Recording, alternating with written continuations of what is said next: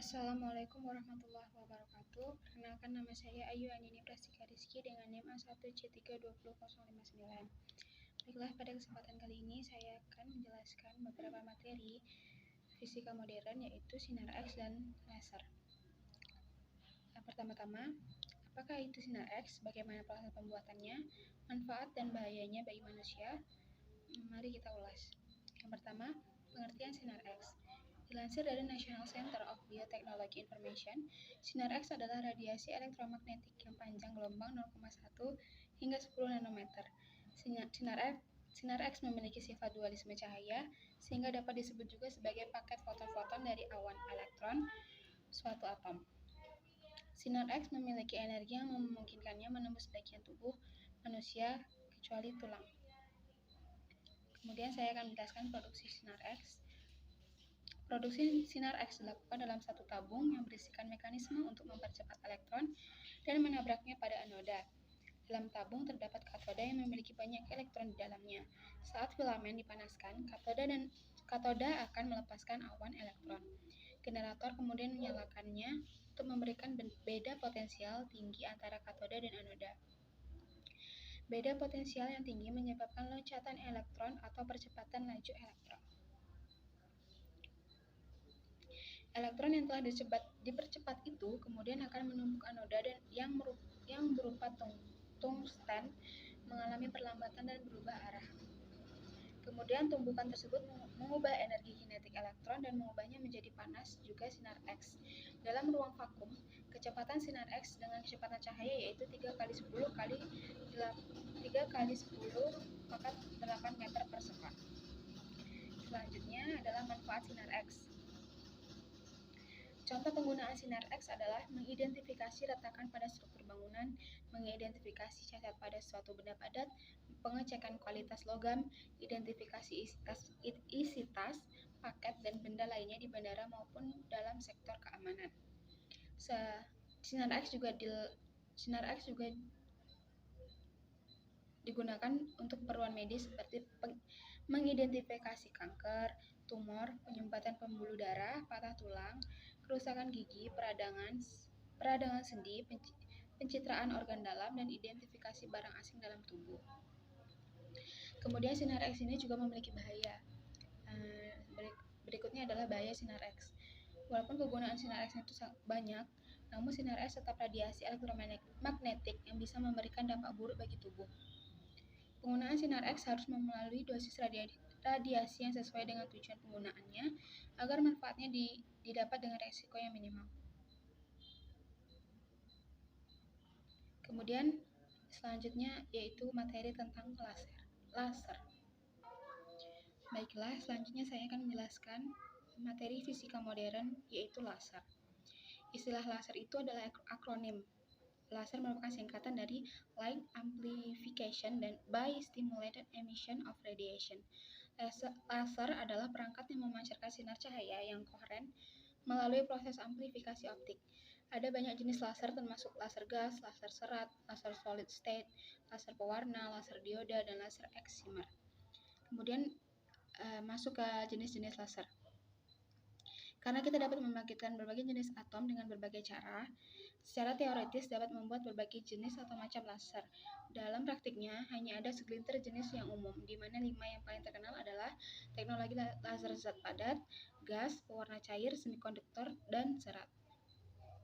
Padat, cairan, dan gas adalah 3 kondisi utama materi dan memberi kita 3 jenis laser yang berbeda. Laser solid state adalah sesuatu seperti batang rubi atau bahan kristal padat lainnya, dan sebuah flash tube yang memompa atom-atomnya yang penuh energi. Laser gas, sebaliknya, menghasilkan sinar terang terus-menerus menggunakan senyawa gas mulia, atau dalam apa yang disebut laser excimer atau karbon dioksida, CO2, sebagai media mereka dipompa oleh listrik.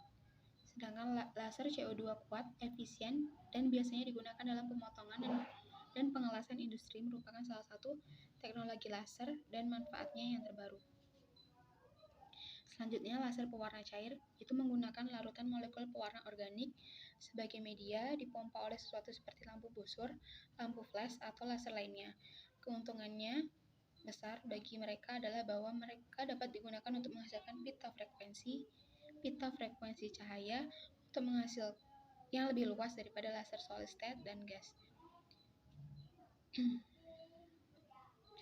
Sementara laser padat, cair, dan gas cenderung besar, kuat, dan mahal, laser semikonduktor adalah perangkat yang murah, kecil, seperti chip yang digunakan dalam hal-hal seperti pemodar CD, printer laser, dan pemindai berkode.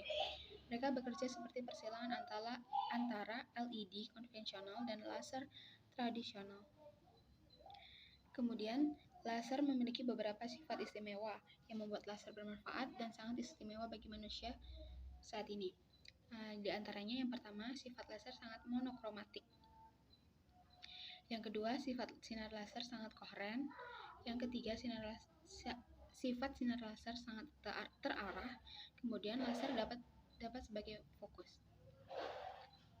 Selanjutnya, manfaat teknologi laser dalam kehidupan.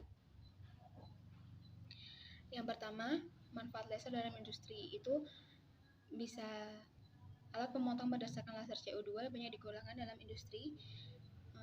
Mereka tepat, mudah diotomatisasi, tidak seperti pisau, tidak pernah perlu diasah.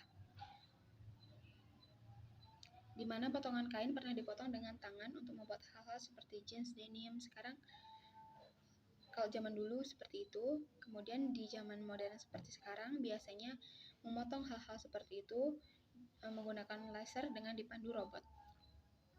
Kemudian manfaat laser di dalam dunia kedokteran itu banyak, mulai dari menghancurkan tumor kanker dan membakar pembuluh darah hingga memperbaiki masalah dengan penglihatan orang, operasi mata laser seperti operasi mata laser, memperbaiki retina yang terlepas, dan perawatan katarak.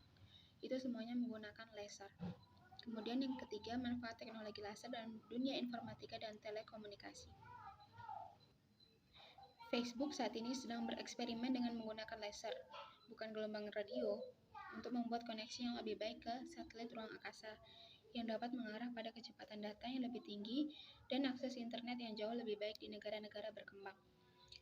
Itu merupakan salah satu teknologi laser dan manfaatnya yang terbaru akhir-akhir ini.